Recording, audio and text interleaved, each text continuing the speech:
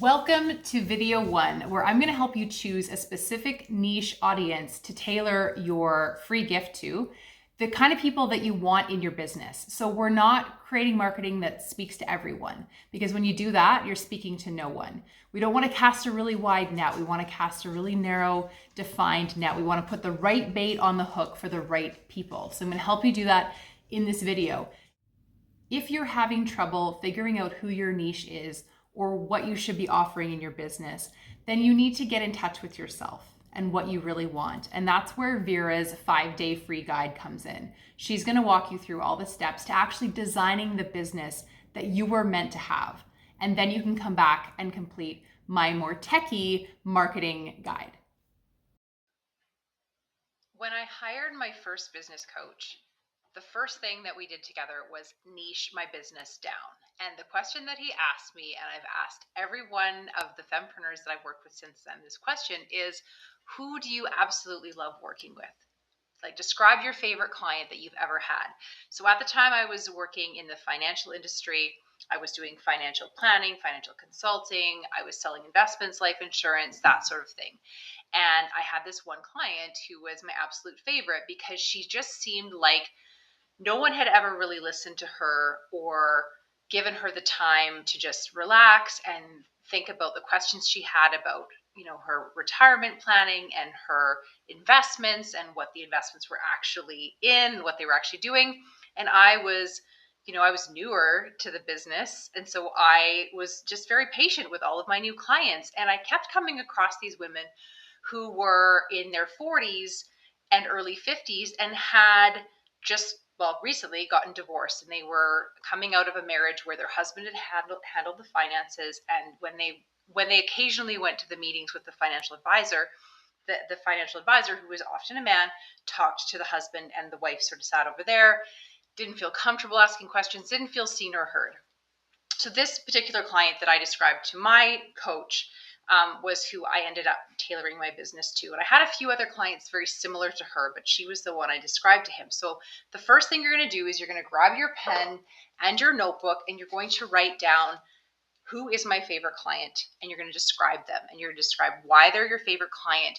Do they feel seen? Do they feel heard? Do they feel like sort of special to you? Do they feel like you get them because maybe you have something in common with them? And of course, I was a single mom at the time. I still am a single mom, although my son isn't living at home anymore. He's adulting. But that's the first thing you need to do to niche down, is figure out who your favorite client is, because we often think that we can serve people in our business just because it's going to be financially viable for us, but we actually can't do that long term. You might be able to do that for a short while, but you're not going to love it. And if you don't love it, it's going to come out in your energy, in those meetings, and in the way you serve your clients.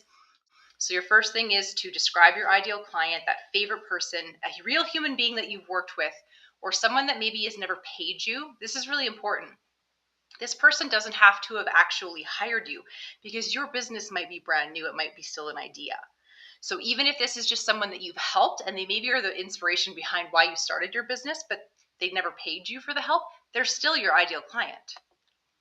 And you might need to actually reach out to your favorite client and ask them that question: how have I helped you? What are the things that are better now that you know me than when you didn't know me? And have them actually describe these things to you, which was the next thing that my business coach had me do. He had me create a survey. And he wanted me to have 5 questions. He did not want me to start with a text box where I asked them a question and they had to fill in the answers. He wanted me to create multiple choice questions.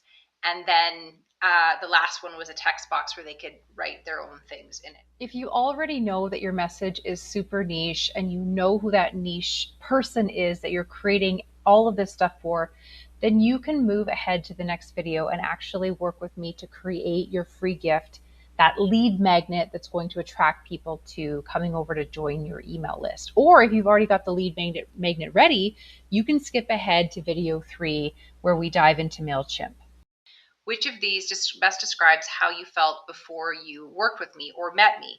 And then you can write out some words that are, confused about how investments work or the different types of investments. I didn't actually know what my annual rate of return has been on my investments for the last 10 years. I didn't have anyone to talk to, so I felt really alone. And confused. So write out some things that you know that your people that you have created your business for, some different ways that they feel right now that you can actually improve for them. Your next question in your survey is going to be, how do you want to feel, or what is your ideal outcome from working with A, and then insert your title, or whatever you call yourself in your business, and then write some of those ideal outcomes, some of those optimal ways of feeling that you can help them feel. So I can feel, I can feel clear about what it is that I want and how to get there. I can understand what's happening when I feel frustrated, and I can get to the bottom of it before it blows up in my face.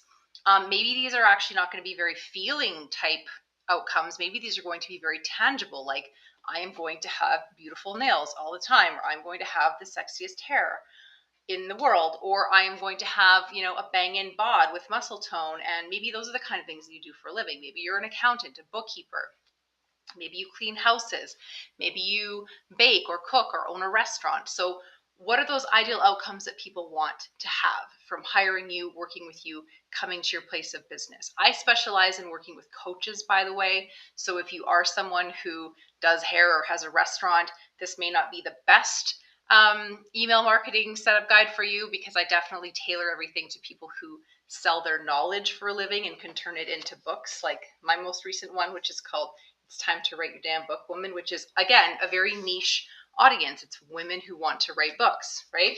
So I'm helping you niche down. And then when we move into video 2, you're going to actually do some of those more techie things, like creating something that they want. So make sure you answer those first 2 questions. How do they feel before working with you? And how do they feel after working with you? And you can ask them more questions. And again, you're painting yourself a really clear picture of who you're doing this stuff for, of who you're going out onto social media and talking to, so that they want to go to your website to get the free gift and then join your email list and maybe your SMS list if you decide to do that as well in Mailchimp. Okay, let's continue on. I'll see you back here for video 2.